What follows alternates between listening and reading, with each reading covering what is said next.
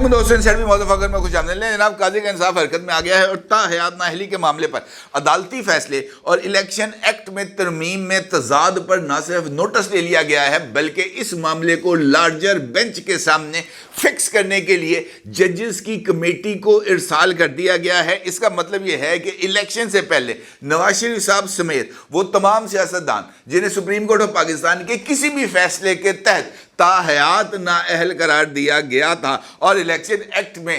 होने वाली तरमीम के बाद जिसके अंदर ये जो ताहयात नाअहली है इसकी मुद्दत को कम करके 5 साल कर दिया गया है, इस मामले के ऊपर अब हतमी फैसला किया जाएगा। इसका मतलब ये है कि अब वो तमाम लोग जिनमें नवाज शरीफ साहब भी हैं, जहांगीर तरीन साहब भी हैं और दीगर अफराद हैं, उनके लिए जो ताहयात जो अपनी नाअहली के 5 साल पूरे कर चुके हैं उनके लिए रिलीफ का एक बहुत बड़ा इम्कान पैदा हो गया है। कैसे? ये एक बहुत ही अहम सवाल है और इसी सवाल के इर्द गिर्द जो है ना वो सारी की सारी इंफॉर्मेशन वो घूम रही है। अगर आप गौर करें तो ये ताहयात नाअहली के हवाले से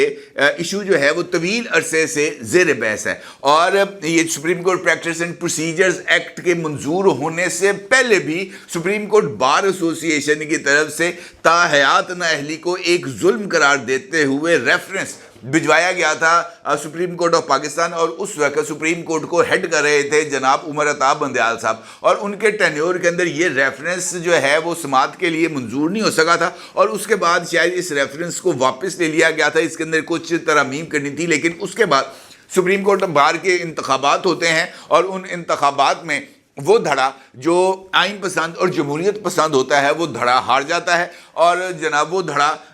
वो जुबैर साहब वाला जो इमरानदार है वो धड़ा जीत जाता है और उसके बाद इस रेफरेंस के ऊपर यकीनी तौर पर कोई कार्रवाई नहीं होनी थी, वो कार्रवाई नहीं होती। फिर supreme court practice and procedures act में एक दरवाज़ा खोलने की कोशिश की जाती है जिसमें अपील का हक दिया जाता है और माजी से अपील का हक दिया जाता है। यानी वो तमाम लोग जिनके मुकदमे बराह रास्त सुप्रीम कोर्ट में आते हैं, बराह रास्त सुप्रीम कोर्ट उसको सुनती है और बराह रास्त सुप्रीम कोर्ट उसके ऊपर फैसले सादर करके उनको गुनहगार या बेगुनाह करार देती है, उनको अपील का इससे पहले किसी के फोरम के ऊपर हक नहीं था। और अगर देखा जाए तो ये इंसाफ के तकाज़ों के मुनाफी था कि जनाब इन तमाम अफराद को अपील का हक ना मिले, क्योंकि अगर ये मामला लोअर कोर्ट में जाता उसके बाद हाई कोर्ट में आता, हाई कोर्ट से सुप्रीम कोर्ट में आता है तो इस चक्कर के अंदर उनको 2 मरतबा राइट ऑफ अपील और 1 मरतबा इंट्रा कोर्ट अपील का भी हक मिलना था जो उनको नहीं मिल पाया। इसका मतलब ये है कि जो लोग हैं जिनको सुप्रीम कोर्ट से बराह रास्त सज़ा मिली उनके राइट ऑफ अपील यकीनी तौर पर मुतासर हुए और उनको एक राइट ऑफ अपील देने से उनकी किसी न किसी लेवल पर दादरसी हो सकती थी लेकिन वो दादरसी नहीं हो सकी।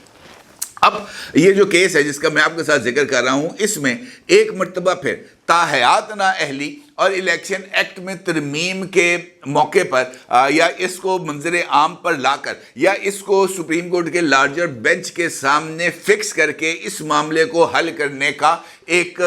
जो सोच है वो सामने आई, क्योंकि सुप्रीम कोर्ट ऑफ पाकिस्तान की 1 से ज़ायद जजमेंट्स मौजूद हैं जिनमें आर्टिकल 62(1)(f जो सुप्रीम कोर्ट ऑफ पाकिस्तान के ज़रिए जिसको अप्लाई किया गया और सुप्रीम कोर्ट ऑफ पाकिस्तान की 1 से ज़ायद मरतबा आइन की ये तशरीह मौजूद है कि जिस जगह पर नाअहली की मुद्दत का तयन नहीं किया गया वहाँ पर ये जो नाअहली की मुद्दत है इसको ताहयात तस्वुर किया जाएगा और ये इंटरप्रिटेशन जो है मुख्तलिफ जजमेंट्स में मौजूद है। और वो जजमेंट जिसके अंदर नवाज शरीफ साहब को ताहयात नाअहली की सज़ा दी गई थी बेटे से तनख्वाह ना लेने के जुर्म में, उसमें भी यही इंटरप्रिटेशन को इस्तेमाल करते हुए नवाज शरीफ साहब को ताहयात नाअहल किया गया था। अब चूंकि सुप्रीम कोर्ट ऑफ पाकिस्तान की जजमेंट्स और इंटरप्रिटेशन का चूंकि इख्तियार है उनके पास वो मौजूद है और इसकी मौजूदगी में जब 1 से ज़ायद मरतबा ये इंटरप्रिटेशन और इसके कॉन्सिक्वेंसेस को लागू कर दिया गया है मुल्ज़मान के ऊपर, तो फिर पार्लियामेंट की तरफ से की जाने वाली आईनी वो जो एक्ट ऑफ पार्लियामेंट है उसकी क्या वैल्यू रह जाती है। क्योंकि अगर देखा जाए तो ये आइन की उस मर्जी और मंशा जिसका तयन सुप्रीम कोर्ट ऑफ पाकिस्तान की तरफ से किया गया था ये उससे कॉन्ट्राडिक्ट होती हुई नजर आ रही है। लिहाजा इसका फैसला किया जाना ज़रूरी है कि क्या पार्लियामेंट की तरफ से जो नाअहली की मुद्दत का तयन किया गया है वो फैसला दुरुस्त था या सुप्रीम कोर्ट ऑफ पाकिस्तान की वो प्रीवियस जजमेंट्स जिनमें नाअहली की मुद्दत को ताहयात करार दिया गया था, वो जजमेंट्स या वो इंटरप्रिटेशन ऑफ द कॉन्स्टिट्यूशन दुरुस्त है। लिहाजा इस इबहाम का खात्मा बहुत ही ज़्यादा ज़रूरी है। अब सवाल ये है कि इस इबहाम के खात्मे का नवाज शरीफ साहब या जहांगीर तरीन साहब या वो तमाम लोग जिनको आर्टिकल 62(1)(f का मुर्तकिब करार दिया गया है, उनको क्या फ़ायदा होगा? उनको फ़ायदा ये होगा जनाब कि इस सारी सिचुएशन के अंदर उनके मामले को एक मर्तबा फिर सुप्रीम कोर्ट ऑफ पाकिस्तान के रूबरू लाने का एक जो दरवाज़ा है या विंडो ऑफ अपॉर्चुनिटी है वो खुल गई है। क्योंकि इससे पहले नवाज शरीफ साहब के पास कोई फोरम नहीं था जहां पर वो जाते और इस मुकदमे में फरीक बनने के लिए जाके दरख्वास्त देते कि जनाब आपका ये चल रहा है, मेरे साथ भी इस तरह की वारदात हुई है, बराए करम इस मुकदमे में मुझे भी फरीक बनाया जाए और मेरा भी मौक़िफ़ सुना जाए। फैसला आपने बदलना नहीं बदलना ये आपकी मर्जी, कम अज़ कम मेरा मौक़िफ़ तो सुना जाए। लेकिन इस तरह का कोई जो ऑप्शन थी ये नवाज शरीफ साहब के पास उस वक्त भी अवेलेबल नहीं थी। और अब काजी साहब की तरफ से ये जो एक फैसला आया है या जो एक उनकी तरफ से आज एक नोटिस लिया गया है उसके नतीजे में सामने आया, क्योंकि ये एक केस आया था उनके सामने इमाम कैसरानी बनाम मीर बादशाह कैसरानी इंतखाबी उज़रदारी, ये एक केस है। और इस केस के अंदर भी जो इश्यूज़ हैं वो इलेक्शन एक्ट और आर्टिकल 62(1)(f के साथ रिलेट कर रहे हैं। और यहाँ पर जो काजी साहब हैं जस्टिस काजी फ़ाइज़ ईसा साहब, उन्होंने इस मामले का नोटिस लिया और ये जो तज़ाद है सुप्रीम कोर्ट ऑफ पाकिस्तान की तरफ से की जाने वाली तशरीह और एक्ट ऑफ पार्लियामेंट के दरमियान, इसका उन्होंने नोटिस लिया। और नोटिस लेते हुए अटॉर्नी जनरल और तमाम सूबाई एडवोकेट जनरल्स को नोटिस जारी कर दिए गए हैं और इस मामले को लार्जर बेंच की फिक्सेशन के लिए जजिस कमेटी के सामने भेज दिया गया है। और इसमें ये बात का तयन किया गया है कि केस की समाअत जनवरी 2024 में होगी। और इसके साथ साथ इस बात की भी वजाहत की गई है कि जनाब मौजूदा केस को इंतखाबात में ताख़ीर के आला कार के तौर पर इस्तेमाल नहीं किया जाएगा और मौजूदा केस का नोटिस 2 अंग्रेज़ी के बड़े अखबारात में भी शाया किया जाएगा। अब इसका मतलब क्या है? इसका मतलब ये है कि ये नोटिस चले गए चारों एडवोकेट्स जनरल्स को जो चारों प्रोविंसेस में मौजूद हैं और उसके साथ चले गए अटॉर्नी जनरल को। इन चारों सूबाई एडवोकेट जनरल्स इस मुकदमे के ऊपर अपनी अपनी आरा जो है वो सुप्रीम कोर्ट ऑफ पाकिस्तान के सामने रखेंगे और मुअज़्ज़ज़ अटॉर्नी जनरल भी अपनी राय सुप्रीम कोर्ट ऑफ पाकिस्तान के रूबरू रखेंगे उस बेंच के सामने जो अब जजिस कमेटी इस मकसद की समाअत के लिए तजवीज़ करेगी। अब होगा क्या कि इस मुकदमे की फिक्सेशन के साथ ही मुख्तलिफ फरीक या मुख्तलिफ ऐसे लोग जिनको आर्टिकल 62(1)(f के तहत ताहयात नाअहल किया गया है वो भी इस मुकदमे में फरीक बनने के लिए दरख्वास्त देंगे। और फिर जब वो दरख्वास्त देंगे तो फिर ये बात सामने आएगी और डेफिनेटली जब वो फरीक बनेंगे उनकी इस दरख्वास्त को मंजूर किया जाएगा तो उनके जो वकला हैं उनकी जो लीगल टीम है वो अपनी अपनी गुजारिशात तहरीरी शक्ल में भी और दलाइल की शक्ल में भी सुप्रीम कोर्ट ऑफ पाकिस्तान के सामने रखेंगे। और वहाँ पर नवाज शरीफ साहब के वकला ये कहेंगे कि जनाब ये जो मुझ पर इल्ज़ाम आयद किया गया कि मैंने बेटे की कंपनी से तनख्वाह जो मेरे अकाउंट में मुंतकिल की गई मैंने वो ब्लैक लॉ डिक्शनरी की तशरीह के मुताबिक वो मैंने विड्रॉ नहीं की और इस चक्कर के अंदर मैं जो है वो खाइन साबित हुआ और मुझे उठाकर ताहयात नाअहल कर दिया गया। बराए करम इसकी तो ज़रा वजाहत फरमा दें क्योंकि ये मेरे माथे पर एक कलंक है, कलंक का एक दाग है। बराए करम इस दाग को मिटाने में आप मुझे बेशक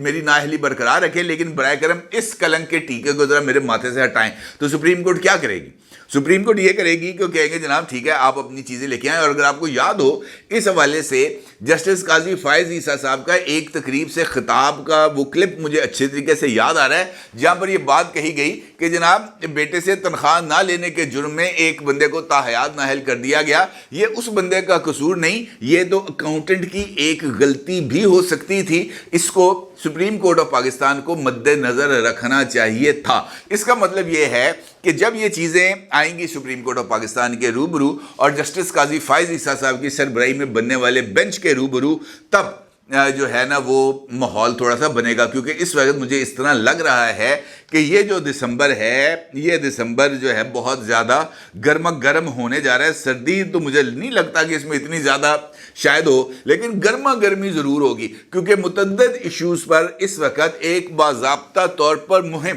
شروع کی گئی ہے جسٹس قاضی فائز عیسیٰ صاحب کے خلاف، اور یہ والا جو آج کا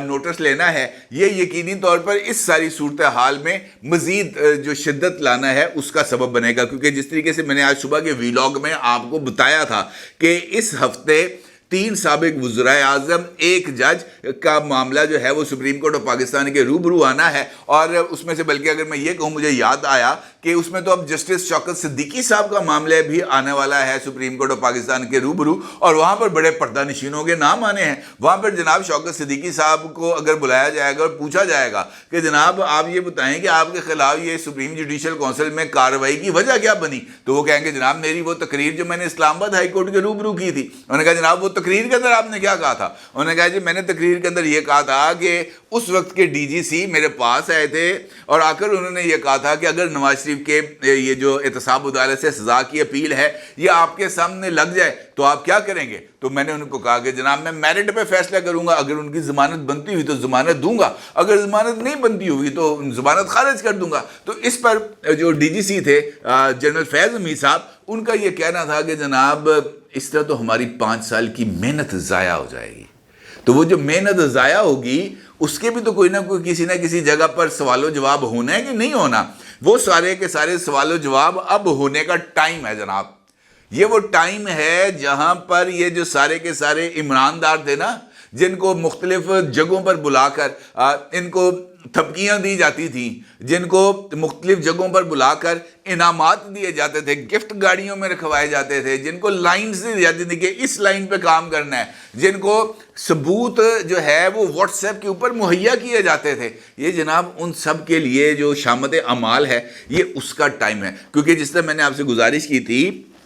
کہ عدلیہ نے اب کریکشن کے عمل کا آغاز کیا ہے۔ اگر ذوالفقار علی بھٹو کو بعد از مرگ انصاف مل سکتا ہے اسی قاضی کی عدالت سے، جس کا مجھے بہت حد تک یقین ہے کہ قاضی صاحب کی جو عدالت ہے وہ جناب ذوالفقار علی بھٹو شہید کو بعد از مرگ کم از کم انصاف دے گی اور ان کے اوپر سے یہ جو اپنی عدالتی غلطی ہے اس کو تسلیم کرے گی، تو اس طریقے سے یہ جو باقی عدالتی غلطیاں ہیں ان کو بھی تو تسلیم کرنا ہے۔ اگر کسی بندے کو غلط طریقے سے تاحیات نااہل کر کے اس کے لیے سیاست میں حصہ لینے کے دروازے بند کیے گئے ہیں تو وہ بھی تو ایک غلطی ہے نا، اس غلطی کی اصلاح کیا کسی نے نہیں کرنی؟ شوکت صدیقی صاحب کو بغیر سنے، بغیر ان کا موقف لیے ان کو عدالت سے نکالنا، کیا اس غلطی کی کسی نے اصلاح نہیں کرنی؟ کیا آئین میں ترمیم جو صدارتی ریفرنس کے نتیجے میں اکثریت کو اقلیت میں بدلنے کے لیے جو انٹرپریٹیشن کی گئی تھی اس غلطی کا اصلاح کسی نے نہیں کرنی؟ وہ غلطی جس کے نتیجے میں پنجاب کی حکومت تبدیل ہوئی تھی، جناب حمزہ شہباز گئے تھے اور پرویز الہی صاحب آئے تھے، جس کے اندر یہ بات کہی گئی تھی کہ ووٹ کو گنا بھی نہیں جائے گا اور جس نے ووٹ دیا وہ نااہل بھی قرار پائے گا۔ اس غلطی کی اصلاح نہیں کرنی، یعنی ایک جرم کی 2 سزائیں کیسے دی جا سکتی ہیں؟ یا تو ووٹ کاؤنٹ کریں، ووٹ کرنے کے بعد اس کو نااہل قرار دیں، یا جو ہے اگر ووٹ کاؤنٹ نہیں کرنا تو پھر نااہلی کیسی؟ لیکن سزا دی گئی۔ اب جب سزا دی گئی جناب تو پھر جو ہے اس کا بھی تو کریکشن کرنی ہے، کیسے کریں گے؟ یہ جو کریکشنز ہیں جن کے عمل کا آغاز ہو رہا ہے یہ کریکشنز بہت زیادہ ضروری ہے۔ نواز شریف صاحب وزیر اعظم بنے نہ بنے، نواز شریف صاحب کی جماعت انتخابات میں اکثریت حاصل کرے نہ کرے، قطع نظر اس بات کا فیصلہ ہونا ضروری ہے کہ کیا واقعی بیٹے سے تنخواہ نہ لینا اتنا بڑا جرم ہے کہ بندے کو تاحیات نااہل کر دیا جائے؟ کم از کم اس کا سوال کا جواب ملنا تو بہت زیادہ ضروری ہے۔ اپنے لئے ضرور اظہار کیجیے گا۔ آپ کا بہت شکریہ۔ اللہ حافظ۔